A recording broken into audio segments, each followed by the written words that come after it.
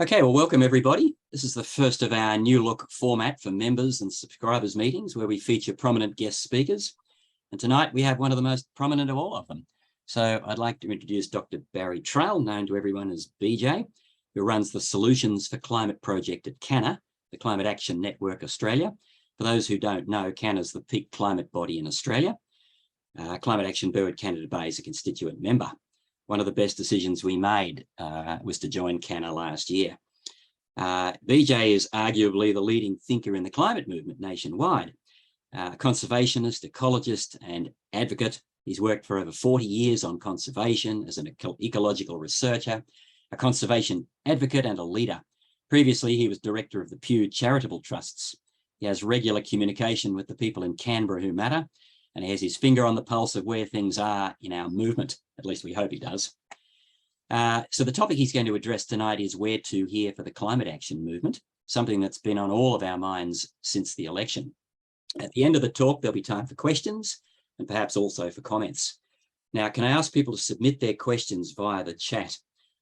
Billy will ask you to pose your question when the time comes. So keep a copy of it yourself if that's all right, or keep chat nearby where you can look it up. And don't forget to unmute yourself before speaking. I apologise if you don't get the chance to ask a question. It'll either be because that question's already been asked or because we've run out of time.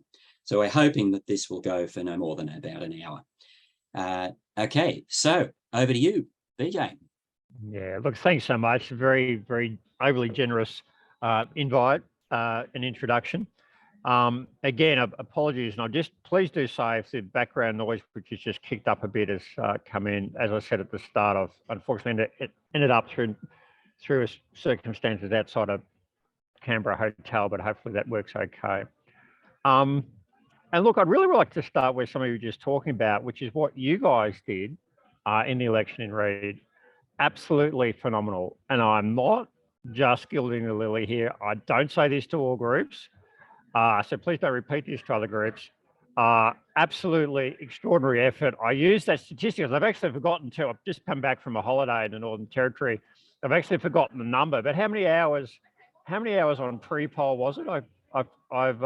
We did 810 hours on pre-polling and polling. Yeah, and on polling day, Get Up also did. They'd covered 12 booths. We covered about 20 booths. Yeah. So it was a big effort. Yeah. Yeah, a month ago after the election, I used that talking to Paul Erickson, the ALP national director, just to as just an example of the national director. This is the party guy. It's not an MP. It's the party guy who basically runs elections. As an example of the amount of voluntary work that had gone into Reid, which caused it to climate to be so, one of the things, of course, there's a whole range of factors, but a key factor in climate being so important in Reid. And, and his eyebrows, he's a sort of understated sort of guy. He just sort of did a little eyebrow waggle of like, oh, Jesus, because he knows what it takes to get volunteers to do 800 hours on polling, particularly in the weather conditions that we had at that time. So look, hearty thanks, because that work, and of course the work of many other groups, though I do think the work in Reid was absolutely outstanding, created, what can absolutely reasonably be called the climate election. It was that grassroots work, targeted in marginal electorates. And I start there because I think as a movement, climate movement, I don't think you guys forget it, but sometimes we can confuse being right with having the power. Yes, the atmospheric physics are unfortunately what they are. Carbon dioxide, methane, etc., are heating the planet in catastrophic ways. That doesn't mean that physical fact does not change politics. What changes politics is a whole myriad of factors, and not least of which people working on the ground just to tell people that yes, unfortunately, the atmospheric physics are what they are, and we need to change quickly. And we're going to encourage you to vote on those facts. So, the election went extraordinarily well. And we now have a parliament, and I'm actually in Canberra. Unsurprisingly, the parliament sits for the first time tomorrow, for the first sitting week. So Parliament will start sitting. We've got a Labor government that says they're well up for more ambition. We've got 6+ new, six women, one bloke, David Pocock in the Senate, new Traill independents, which is just great. The Greens have got more numbers. You know, it's a positive space. And so, but I just wanted to tease out, and I'm not going to talk for super long. I prefer to have questions and answers, frankly, but I'll just tease that out a little bit. At least most of the people that are showing on the screen are of my age or a bracket either side, hopefully not too much.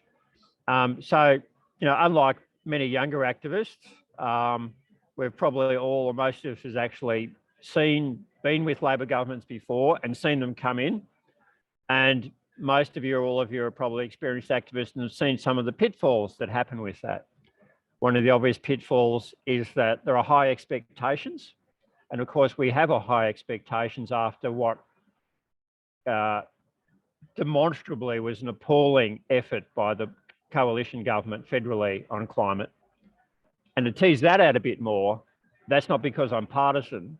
There are a number now of coalition conservative state governments in Australia, and of course conservative governments overseas, that are strong on climate policy. Not perfect, because I don't think any government's perfect on climate policy, but strong. New South Wales, South Australia, Tasmania, arguably they've got better climate policies. Well, I think they've got better climate policies than Queensland and Western Australia and Labor governments. So it's not about being conservative. It was this government, this conservative government, federally, the Morrison government, they were appalling. They're absolutely appalling. And so we've got a new government in, so the expectations are very high. And there's a risk there for us as activists, of course, and I've seen this happen in the past in my career, and I suspect some of you have as well, is the expectations are high. Of course, government is government. They will tend to follow, not lead. You know, there's lots of interest groups, et cetera, and the expectations are lower. People, in some cases, activists can get cynical, burnt out, think, what can you do? This is just BS. This is not working. We need to go perhaps more hyper radical, and perhaps you need to ignore the government. But I think the thread we've got now, so I wanted to flag that because it's a real issue which consistently happens with campaigners when you get a progressive government in. So we need to watch that, not get cynical, not have undue expectation, too high expectations, because I believe generally governments will lead a bit, but mostly they follow. And it's our job to keep the pressure on and to create a space where the politics are easy for them, where it's easy to say no to the next coal mine application, the next gas mine application, bring in better policies for electric vehicles and so on. And so the strategy that we're looking at pursuing, and that I'm keen to talk to you about and really seeking to get your imprimatur on, to your sign on, but I'm very happy to take questions and critiques, is we want to, if this Labor government does something that's substantial and positive, we reward them. So tomorrow, next couple of days, they'll bring in the legislation for 43%. Now, we're going to push to have a whole range of amendments, but I am 99% sure that the government is not for moving on keeping that 43% as the sort of floor. What we'll be pushing to say this is the minimum and we need to ratchet it up. But when that bill goes through, unless they just do it, they really bugger it up in some way I can't quite foresee, our take is, my take is that we should be very positive about that. Say, look, this, not glowing, not saying that's absolutely all that's needed, because it's demonstrably not. We need 75% reduction of pollution by 2030 if we're going to get really serious about the problem. But given where we've come from, they bring that in. It's got some reasonable ratcheting up mechanisms, some other pieces that are positive. So that's very good. We look forward to having this and also encouraging greater ambition. So we point to the ambition rather than saying that's inadequate. The science says that's absolutely inadequate. That's a nonsense. It's bullshit. We need 70% by 2030. because in doing that, the response from Labor will probably be, well, what can you do? You know, we start to push the boundary. We don't get a political reward. But in saying that, no, and this is I think the thread that we need to, Apologies. put through the eye of the needle, is to reward positive changes, even if they're not perfect. They need to be substantial, but even if they're not perfect, reward them publicly and talk to our MPs, say this is good, while still pushing for greater ambition. And that's actually quite tricky, because politics tends to be binary space. You're with us or you're against us. So for grassroots activists, I think a core message I'd like to leave is to think about that, is create a space very different to what we've had for the last 10 or 20 years, where it's just been a climate war, where, Tony Abbott, et cetera, I don't need to go into the details, so created this thing where basically we're arguing over little scraps. Is if someone does something substantive, we reward them. We create a space where political parties see that they will get rewarded if they move substantively. As happened, I think, successfully with Matt Keane in New South Wales with the state government. What Keane put forward was absolutely below what was necessary, but it was substantive and it was forward moving. It created a trajectory, it brought the National Party on. They got rewarded, they felt good. They think, well, this is actually working and we can create a trajectory for more. But the trick, the part of the trick we'll have is that, and a lot of the national groups are scratching their heads a bit on how to sort of to do this with nuance, is Tanya Plibersek, the Environment Minister, will have on her desk a number of approvals for large new coal mines, large new gas projects, which need to be taken out to the dustbin of history and sat on. So we need to put pressure on those, but also still keep rewarding them when they do positive things. So I wanted to emphasise that as a sort of frame, rather than, they're all, if it's not perfect, we're just going to give them a whack. So that's one key thing I'd like to emphasise.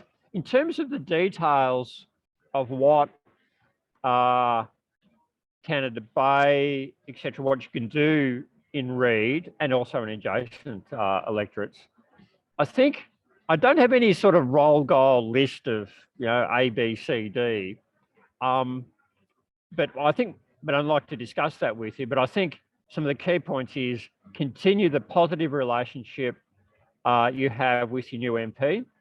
And I'm a bit embarrassed, sorry, I've just come off a 2-week break, so I actually can't remember her name. You remind me? Sally Setu.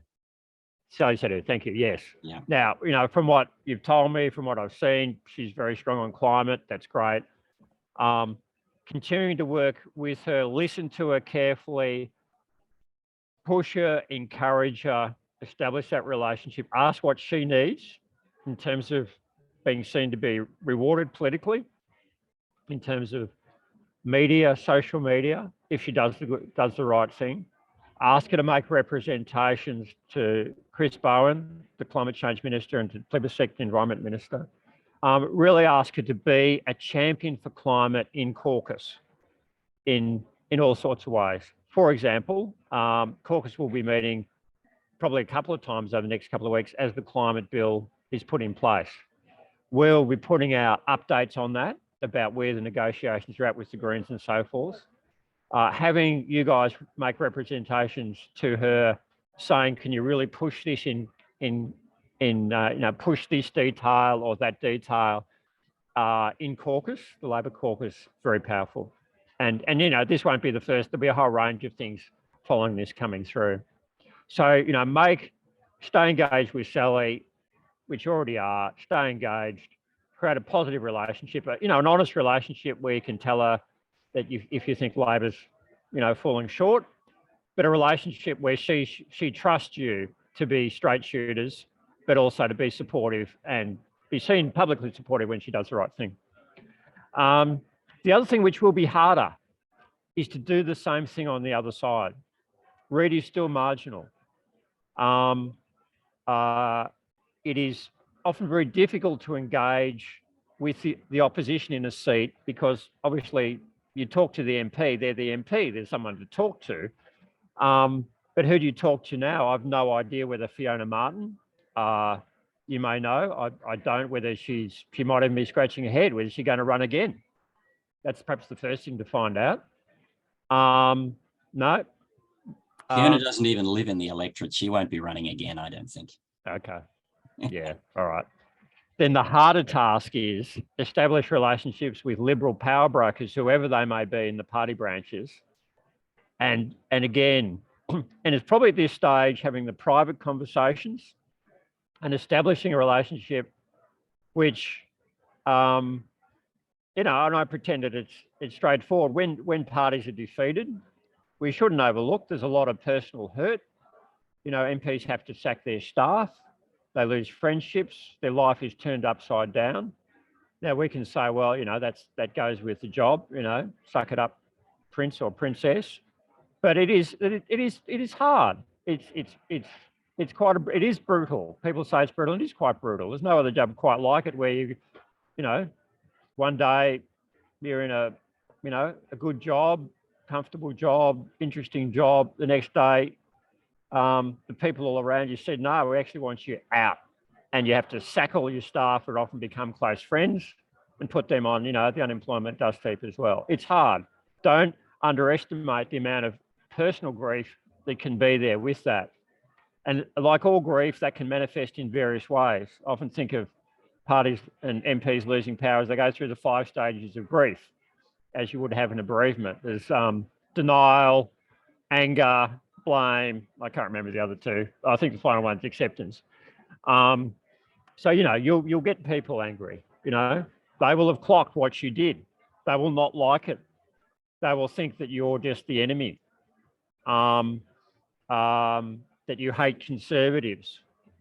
The hard road, and it is hard, I think the slow road, but the most important one you can is FG's persistent and polite and very careful in how you talk about Liberals publicly, personally and publicly, but see if you can establish relationships with the local Liberal Party so that when they put up their next candidate, you're not just seen as the enemy. Because the road we want to take them on is a road to bipartisanship. And I think probably most of you have heard this, or many of you have heard this before, but I'll go through it in a bit. There can be a tendency, particularly after the Morrison government's appalling behaviour on climate, to think they're gone, we've got better guys in. They may not be perfect, but they're better guys. We can just ignore the other side. But opposite, we are in a binary, the 2-party system still. Yes, the Traill independents came in, but they're not the majority or close to it. They're not a significant minority or close to, very significant minority or close to it. They're influential, but they're not the Liberal Party and the National Party. And so, Labor's probably up for 2 terms, but the electorate's more and more dynamic, more and more vote shifting. So Liberals could win next time on other issues besides climate. And even from opposition, the way we see it is the opposition in our democracy often sets the minimum bar of what's possible. And we really saw that if you could crank your thinking back to Tony Abbott back in when he was in opposition in 2010 onwards, when he was the opposition leader. Axe the tax, carbon tax, ruthlessly efficient politics that climate change was a nonsense and it was just a giant tax, giant greeny Labor tax. Absolutely brutally effective. And that absolutely hamstrung what Labor could do in government, and then hamstrung what they would actually talk about in opposition. And it's still there, that scar tissue. So if Peter Dutton and his new party room still stay where they were 3 months ago on climate, we are in a difficult space because I've no doubt that Chris Bowen wants to be more ambitious than Penny Wong and Anthony Albanese and the Traill independents and the Greens on climate. Absolutely no doubt about that. They absolutely get the science. But if we can't shift the Conservatives to be something like Matt Keane and others, and Peritet in the New South Wales state government, if we can't shift them to something like that, then even if Labor keeps winning, their ambition will be hamstrung. Yeah. So I think the two things to do, the two standouts: stay engaged with Sally, make that a great space for her. Please stay in touch with your engagement with Sally, to me and Sophia, because we can reinforce that. We can meet her in Canberra. I haven't met her, of course. I'd like to reinforce the messages and what we'll be setting up. We don't have the entire infrastructure there yet, but what we'll be setting up is a structure where there'll be at least one or two people more that will be working Parliament full time, which is now worth it in this Parliament. It wasn't worth it in the last Parliament because it wasn't worth it with that government. We just had to be oppositional, but it's more complex Parliament now. We'll be working in there. We'll have people there. And so we can feed back to you on the ground where Parliament's at, where Labor caucus is at, what the pressure points that Sally could actually usefully push. And if you can feed back in reverse where Sally's head's at, what her thinking is, you'll have a better personal relationship than we can hope to get, for good reason. Your constituents, I'm not. And then with the Liberals, would love to start, want to stay engaged with you all on how we can crack that harder nut, I think, of engaging with, the party in Reid and get them to learn and understand the right lessons from the election. And to me, the right lessons objectively, and I'm happy to share a couple of graphs. I think I might have shared it with you or others, of just what the Liberal Party faces now if they want to win Parliament. They've got to get through this hump of marginal seats, most of which have very high positive sentiment our way on climate. And so, taking them on a journey for that, I think is very important. So they're the basics I'd like to talk about. The trick often also this, which is something that I think will develop with time, and I don't have anything to roll out immediately, of course, is to engage with your grassroots, with supporters, people who aren't on this call, people who might only have the time to do occasional things, is what are those things? That's still a work in progress. I don't pretend that I've got it lined up, put out these signs, do X and Y and Z. We're still working that through, and I still want to do that in a very interactive way with the awesome grassroots group, to take your opinion on what will work and what don't. It's a very non-trivial problem often in between elections, is how to keep people engaged when there's not an election. What's the sort of push point, the pressure point? So there will be a range of things around new gas and coal projects that will need action and focus, and some particular pieces in Parliament, but we'll need to engage with that more and talk through that more. Yeah. So that's my summary, but got some questions there. Yeah. Well, that's certainly given us a lot of food for thought. Just to briefly respond to at least one of the things you were saying, we've got, I think, a very good relationship with Sally Situ now, literally because we were with her every day at pre-polling through hell. We sat under rotten little rotundas in the pouring rain with her. We had umbrellas keeping her dry at the moment. I mean, we really got to know Sally, and she could see the effort that we put in. We've had 2 informal meetings with her since the election, nothing particularly formal. And she is very, very strong personally on climate. She's got a young son, and she is personally very concerned about that boy's future. So I don't think that's a problem. We've also got good relations with our local state Labor MP, Jason Yatsen-Lee, who got elected at the Strathfield by-election. In fact, we were just talking with Jason earlier today. So I think that's great. And we've got invites to talk with Jihad Dib and Penny Sharp at the state level. But yeah, it's interesting what you're saying about reacting with the Liberals federally and state-wise. And do you think we should be, because we don't know, we know the local candidate for the Liberals, the local member in Drummoyne, has just been done for corruption by ICAC John Sidoti. And I'm not sure at any point in how long he's going to be around, if there's any point having communication with him. We don't know who his replacement in the Liberal Party would be, because he's no longer in the Liberal Party. We don't know who the Labor candidate would be. I don't think there's any prospect that Fiona Martin would be coming back. And Justin, you probably don't know this, but in the last couple of days before the election at pre-polling, Fiona called me aside and said, Ken, you know, if we get elected, we're going to get rid of Scott Morrison and bring in a really good policy on climate change. And I said to her, well, if you'd done that 3 years ago, we wouldn't be out here campaigning against you, Fiona.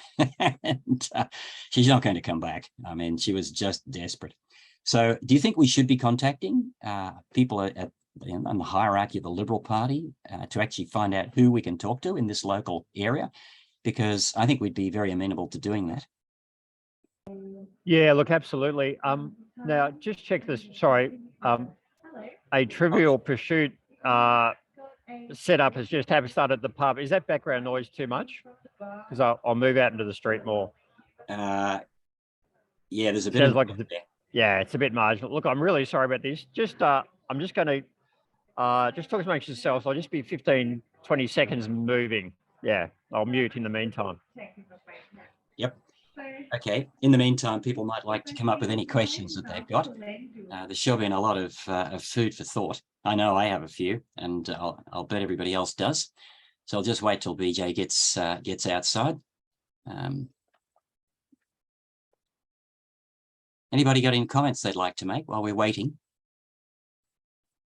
Ken, you might want to tell him about Natalie Biani as well. Oh, well, I'm not sure. Yeah, I guess so. Well, I mean, in fact, she was in the Liberal Party, and the fact that her climate things were a lot better than Fiona's. Yeah. Yeah, she only got 3% of the vote, though. I mean, she was hardly a major force. Can you hear us, BJ? Yep. Okay. No, we just got the point that the independent in our electorate, Natalie Biani, who we met at the big climate picnic, interestingly enough, wound up having a really good, strong policy on climate. We weren't able to endorse her in our campaign because she didn't have it in her literature or anything, but we got to know Natalie quite well. And she left the Liberal Party because she was supposed to be the candidate in the electorate. Apparently, she was having an affair with the previous member. That may not be true, as a rumor anyway. She had a big dispute because Fiona got dropped in by Scott Morrison, left the party and ran this independent campaign, which took a few votes, a few percentage points away from Fiona. But I think she was evidenced. I mean, she's very conservative, but when she talked to us at the big climate picnic and discovered that we're not, as she put it, a bunch of Trotskyist ratbags, she was very pleasantly surprised and has had quite a bit to do with us since then. So, Billy, do you want to pose the first question if BJ is ready to answer? We've only got 2 questions. Oh, well, I've got a few more in the stash. So everybody put your thinking caps on, and I'll just introduce Neil, who has a question, a big question. Neil, are you there? I am. Thank you. Sorry, I've just got my camera off because I'm having a few connection issues. Can you hear me? Yes. Great. Look, this is probably quite a complex issue, but I mean, just with the reading I've done recently of the state of the environment report, it's makes some pretty grim reading. You touched, BJ, on the issue of bipartisanship, and so that just got me thinking. I've been recently reading that activists are warning that if the Greens sink Labor's 43% target, then that could be pretty sort of set the movement back. So just in terms of how you think we can help to build consensus across the board or across the floor, and whether that's something we should consider, or should we stay quite sort of focused on, look, it's just about the environment. We can put the politics aside. Yeah, no, look, it's the absolute point of the moment here. I'll just change my view a bit. It's better. It's the absolute key thing. It'll be with us over the next couple of weeks is this negotiating space. My own take, and I say this, there's not yet a sort of complete consensus view on this within the larger climate groups, but probably the centre of gravity would be is accept that Labor won't use a different number, okay, but there are numbers and there are numbers. And so Albanese and Bowen have already said, oh yes, we could look at 43% as the floor, not a ceiling. And Bowen's been very consistent with that. And I believe from meeting with him personally, but also from regular public comments, that they want to actually, you know, that's not just rhetoric for them. Mm-hmm.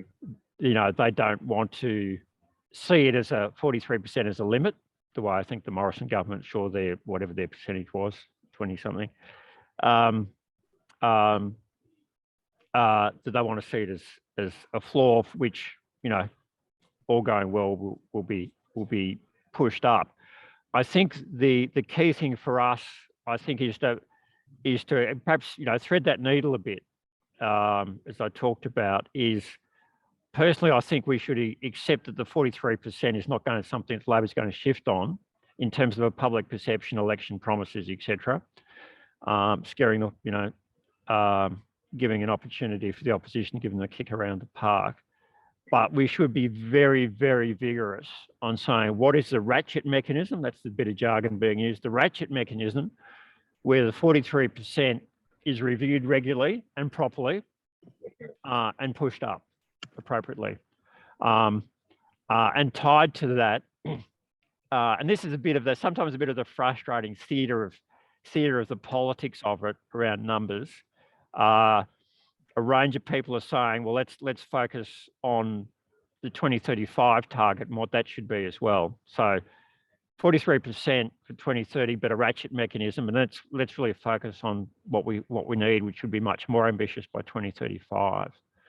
So I think that's the current thinking, and I think, as I say, I was a bit fried after the election, of course, like many of you would have been from all the work. So I've just had a couple of weeks off. So I'm actually just playing a bit of catch up before going to Parliament tomorrow. And we'll be sending out regular, probably weekly, at least for the coming months. I think we'll send out weekly updates to Awesome Grassroots on where things are going. So that's my current take. Yeah. Thanks very much, Barry. The next question is actually from me. Billy, you mentioned in your talk that we should be identifying areas where we could press for improvement while also rewarding politicians for the decisions that they've already made. And I'm actually wondering whether the climate trigger, as the idea that's been floated for new environment legislation, might be one of those points. And so my question is, do you think that particular issue of the proposed legislation, when it comes, having some sort of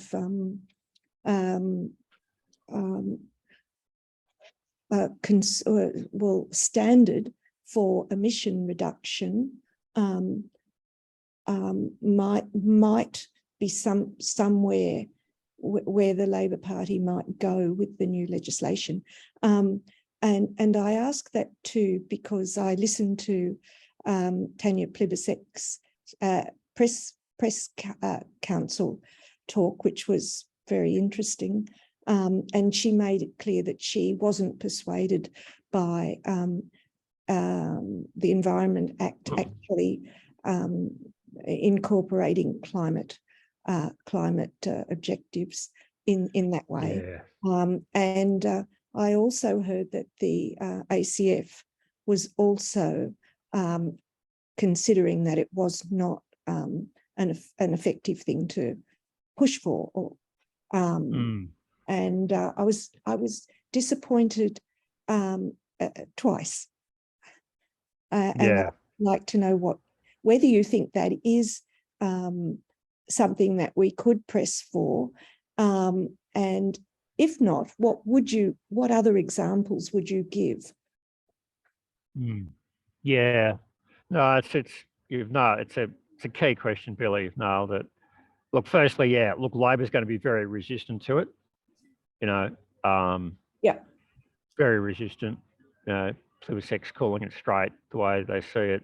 They'll want to, for base political reasons, which I don't agree with, they'll keep trying to push back responsibility for new gas and coal projects as much as possible to state processes. That'll be their default. I think I've got probably and then ACF's take, I actually can't remember exactly how Gavin McFadden from ACF would have processed it. I'll give, this is my personal view. This is not CANA's view. I emphasise a lot of this is still my personal view is CANA doesn't have set positions because it's a coordinating body. Is that we often focus as activists on getting the law right. And in my view, as a non-lawyer, laws work when the public supports them. And we can forget about that because we see ourselves as a law-abiding community. But if most of the public doesn't want to, doesn't think a law should happen, even if the law is on the books, it doesn't happen. It doesn't get enacted. Politicians water it down. Regulatory bodies or police, if it's a criminal thing, just don't enforce it. I can't think of I should have an example to mind. There's probably a range of laws which aren't actually enacted, even though they're on the books. And as a basic thing, I think, this is my take, I don't have data for it, but I believe pretty strongly it's the case. The climate movement, has successfully demonised coal. And to the extent where most Australians think it's inevitable and good that domestic coal production should go. But there's a big but. On coal exports, I think if you did a real poll, like not a push poll from us, a real poll of what people think, average punters think about export coal, they'd probably think, well, if someone wants to buy it, we'd be mugs not to sell it because someone else is going to sell it until the world stops using it. And there's a sort of quarter truth of logic in that, a quarter truth. And similarly, and with gas, I think we've got a big hurdle to go. Is actually one of the tasks I've given myself is just check what social research has been. But I think most Australians will actually think gas is natural because it's called natural gas. It's clean, and for simple reasons, we use it in our kitchens and we use it on our barbies, and it looks clean and it's efficient and it doesn't produce smoke like wood barbies and etc. And it's good to cook with. We have not demonised gas successfully, and until we do that, we could, I think, push ourselves a lot trying to get legal triggers on the EPBC or other things. But I think it's, I can't think of the right mixed metaphor, but it's the wrong end of the horse to hit with the stick. We need to get public opinion sorted and then go for those things. And it's not like a completely sequential thing. We need to keep the pressure on saying, even if we lose some or most of them, keep the pressure on to slow, delay, make more expensive, get rid of subsidies, really try to put a spanner in every way we can on new coal and gas. And I think there's a lot of fun to play with fossil fuel subsidies, which Labor would be up for, because, but actually saying, let's just put in a trigger which will just kill these things stone cold dead before we've sorted public opinion. I don't think it's a good strategy. Yeah. Yep. Because Could I just make mention there, VJ, that we decided for our election campaign we would only concentrate on the domestic issue. We would leave this whole foreign issue, partly because it was actually a question I was going to ask you, because that's my impression, that we've basically won on the domestic front. We're nowhere near winning on the international, the export front. And that we dilute our message. That's my own personal view. We dilute our message if we concentrate primarily on the export issue, because we've got to find a way to get to people on this. It's because it's money that comes in, you know, and I get presentations and I get this talk all the time. Don't we need the money? What are we going to replace it with? And blah, blah, blah. And these are very valid questions, particularly in an era where our two principal non-resource exports, education and tourism, have largely collapsed because of COVID. Yeah, no, absolutely. No, I think we've got a long way, not a huge way, but a significant way to go on those to get those campaigns. And you know, a lot of people are talking about that with gas, especially. There has been some very good international coal work, but we've got to get public opinion sorted on that. Do you think, sorry to butt in again, but do you think we should be concentrating with our campaigning on that, or should we be concentrating on the domestic issue? I think for the immediate politics, to shift public opinion on gas and export coal, particularly gas, we're starting from a knowledge base that this muck's actually pretty clean, and it actually looks clean. It's not like coal. Coal is actually dirty.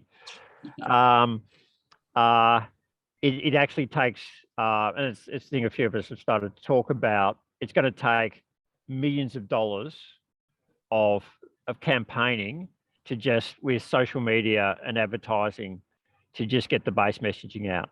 So for grassroots groups with limited budgets like yourself, to me, it's something I would stay focused on domestic, but you know, but throw it in the mix.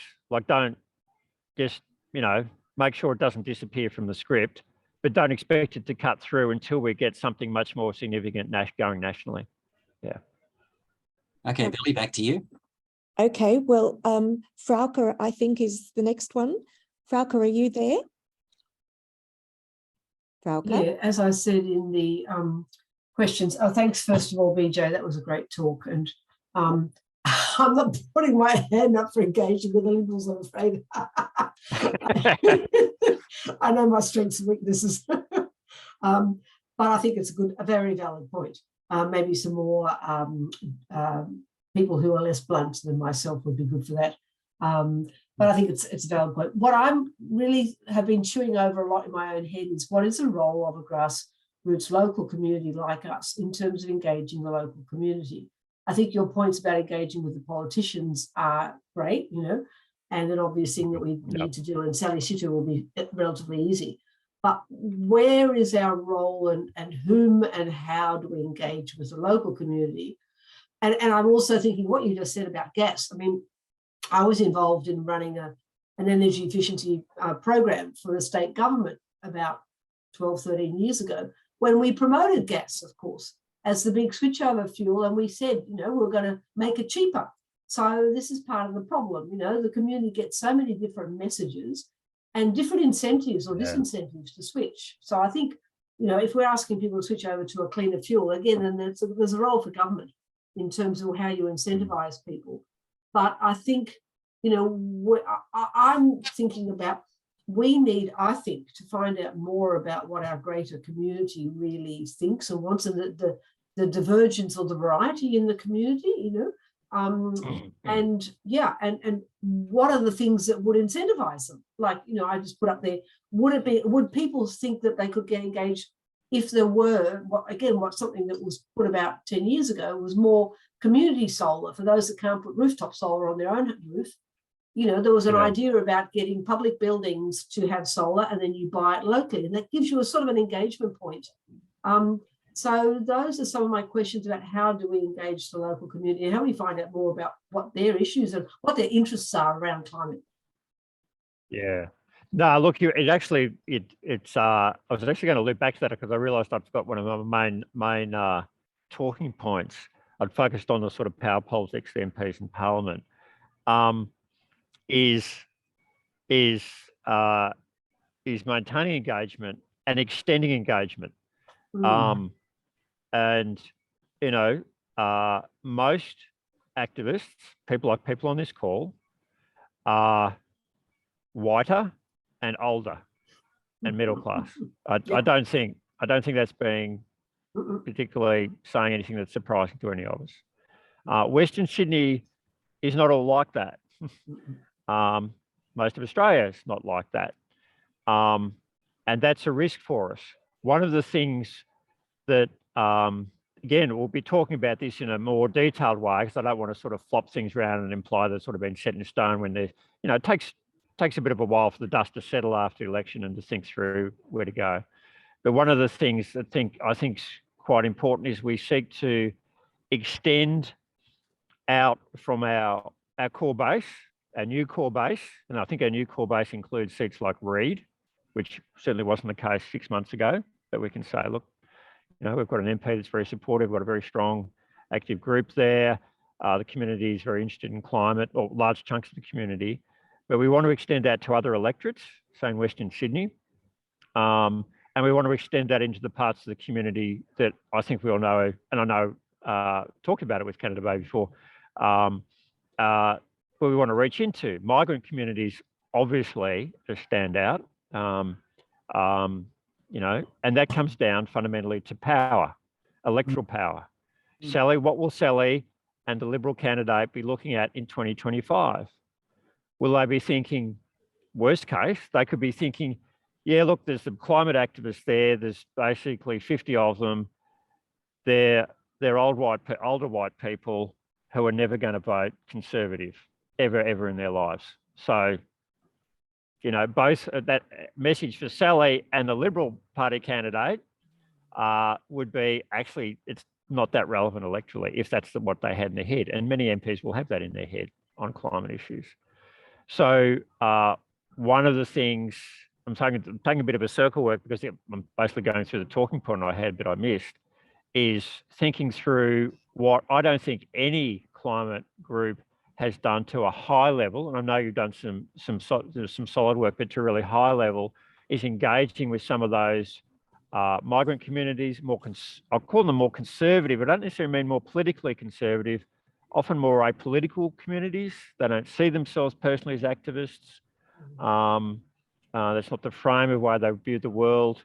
How do we reach out to those? And there's some basic work there. I do not have the answers to that, but I think it's work we should do.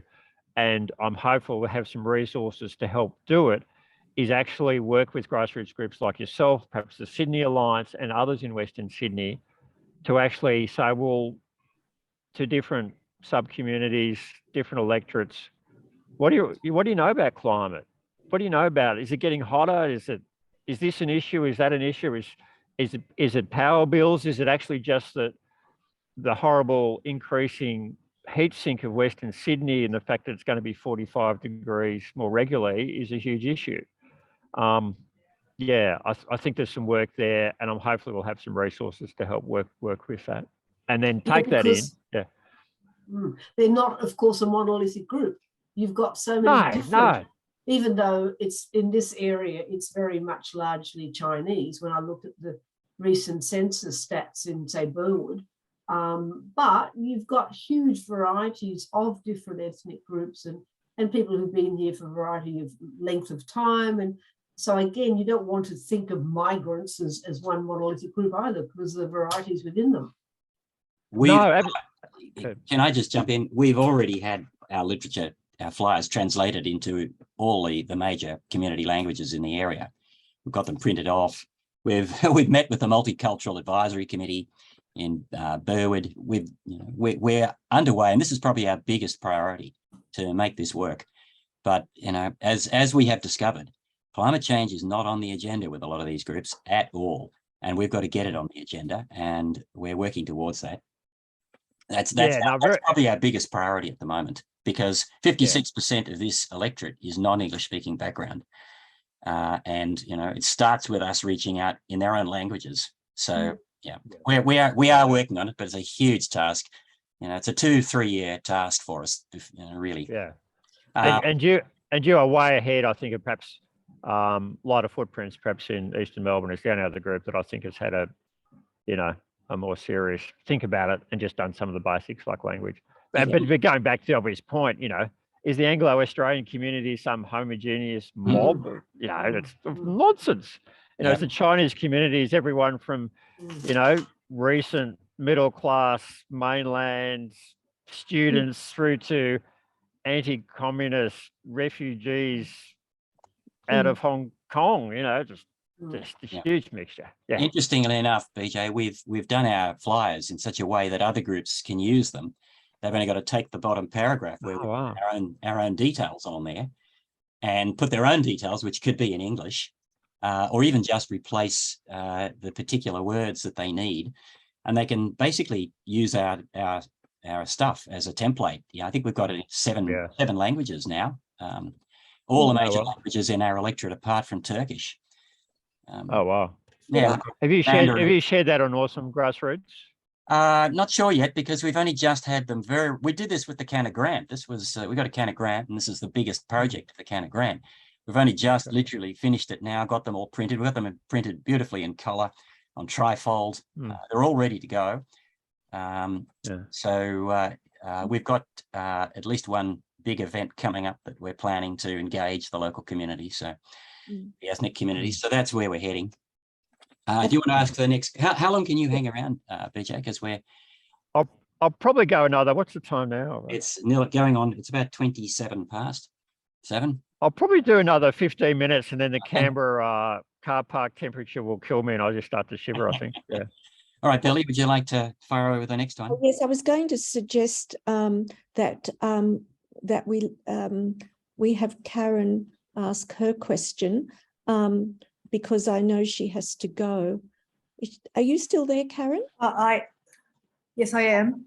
I think your question has in part been answered. Well, to some extent. Ask it anyway, Karen. Go for it. And go for it, Karen. There's been nothing about agriculture in our discussion so far. My question is about encouraging or pressuring the ALP to have a substantive, meaningful policy aimed at methane, anthropogenic methane, which obviously isn't just gas fields, but clearly gas is a major part of it, anthropogenically wise. It obviously includes other aspects of human endeavour, not just agriculture. Methane obviously isn't just agriculture and gas projects. And obviously it's a profound problem right now because methane is absolutely rocketing, and upon its release and its burning, methane has 100 times the heat trapping property of carbon dioxide. So it's completely going insanely nuts, putting aside the natural sinks of methane are going nuts as well, Siberia and all the rest of the place. So methane, I mean, ALP has said very little about methane. So do you have any suggestions in relation to it, rather than kind of, other than something said a bit about gas fields, just kind of totally ignoring the growing methane problem? One of the things that pleasantly surprised me, and it's worth acknowledging actually, Chris Bowen, I thought did a stellar job in the first couple of months because he came in, got a power crisis within 2-3 weeks, and a power crisis not of his own making, dealt with that, but they still kept doing proactive things. One of the things which they slipped out quietly, Karen, and deliberately quietly, was that Anthony Albanese, when he was talking to the Americans, said consciously to the press pack that Australia was something like likely to sign on to the global methane pledge, and that was deliberate. Chris told us the next day that was very conscious, that they'd floated it out there. It's not something I particularly focused on, but I'd see it as something that will probably start to, we'll need collectively to focus on probably from late this year to early next year, after they've got this initial build through and some other pieces, such as focusing on electric vehicle policy. But I know some of the groups, some of the national groups, international groups, will be really putting to lean on them to sign on to the global methane pledge. Now, I'm a bit embarrassed. I've been so focused on the election that I'm actually policy light on some areas. So I'm not sure how ambitious that is and how much wriggle room that will give them. But I was pleasantly surprised by that. I'm not trying to say, that Labor's going to be hugely ambitious, but I was pleasantly surprised that they proactively did that straight after the election, pretty much, even though they hadn't had any special pressure on them from anyone domestically. Yeah. So I'm not sure whether that answers your question, but that's all the information I've got at the moment. But if they don't go there, it's just, I mean, just the fugitive emissions from these proposed gas plants in the West are just, they're carbon bombs. They're just horrendous. Plus, of course, just the day by day, week by week pollution coming out of Australia's very large cattle herd. Plus coal mine emissions are actually quite significant for methane as well. You know, we have to sort it. It's certainly on the list there for national groups, but I don't have any more data than that. Yeah. Okay. Can we go back to Rosa? Rosa, are you still there? Maybe she's. I Lost Rosa. am. I'm just dealing with children.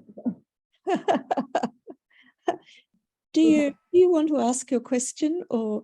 Or if you get, my question was that, so I'm part of the US Families for Climate Action.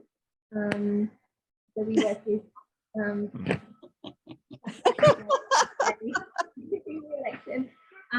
And we've got a few, we want to do some things and we're kind of trying to work out our direction at the moment as well. And I think community building is definitely something we want to focus on, perhaps more than MP engagement. And I was just wondering if you have any suggestions for actions or campaigns that are particularly worth getting on board with at the moment.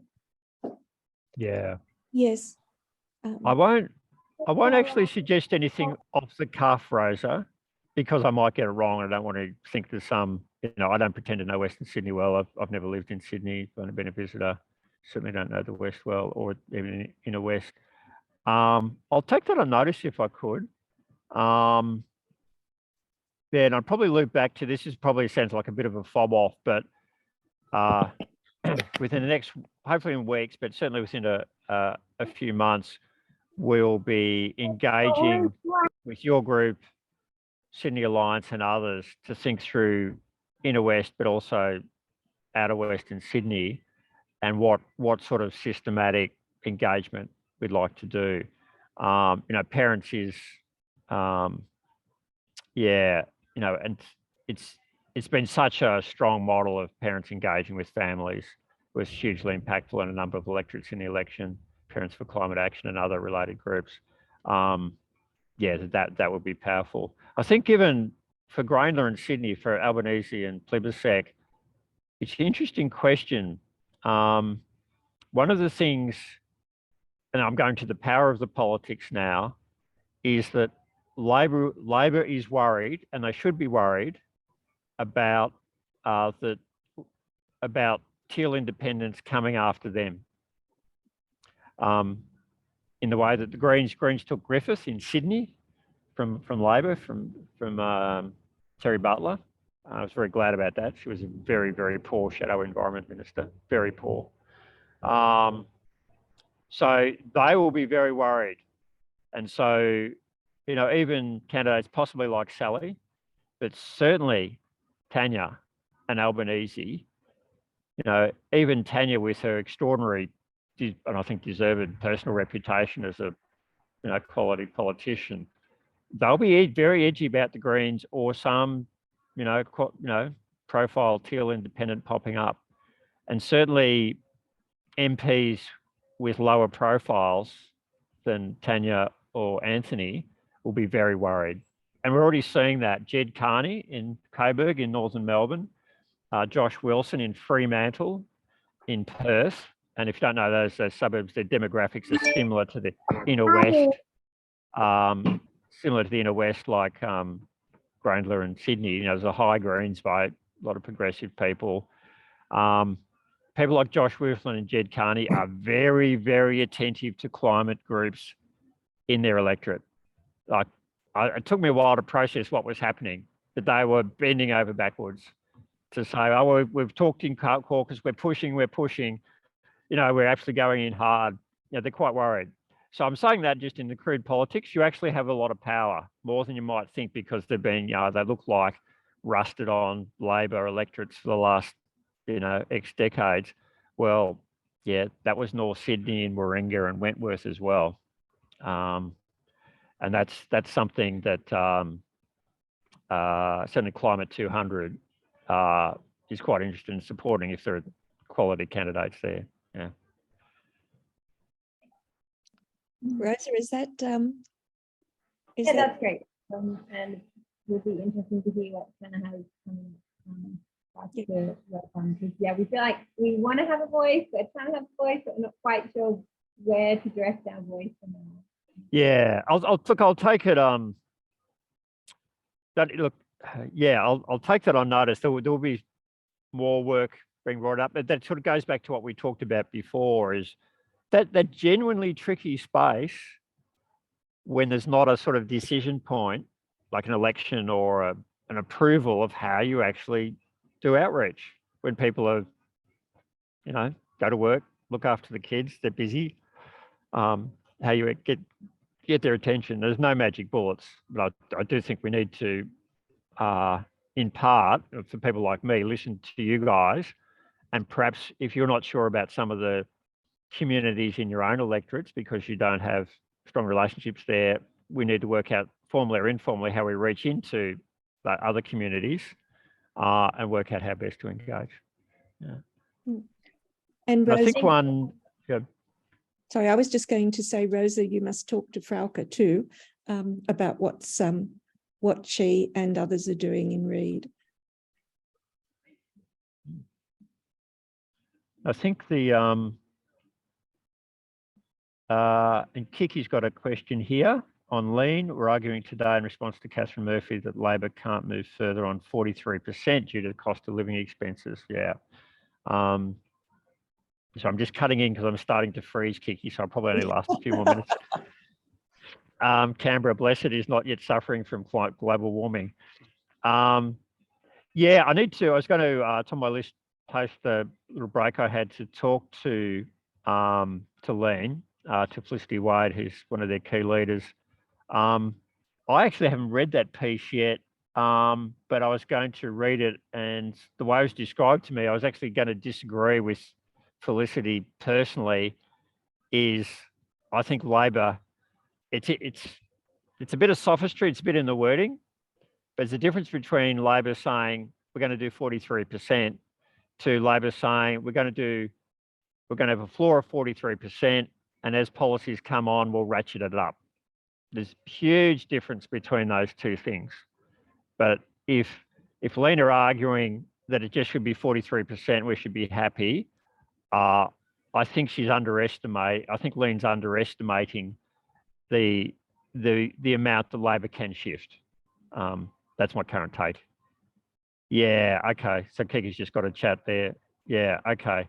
All right, well, I'll definitely have an argument with Felicity about and Lena about that tomorrow for what that's worth. But I think they're wrong. If it's saying that broadly, they're wrong, and it's a bit annoying. Yeah, because I think that undersells the amount of pressure that could be on Labor. Yeah.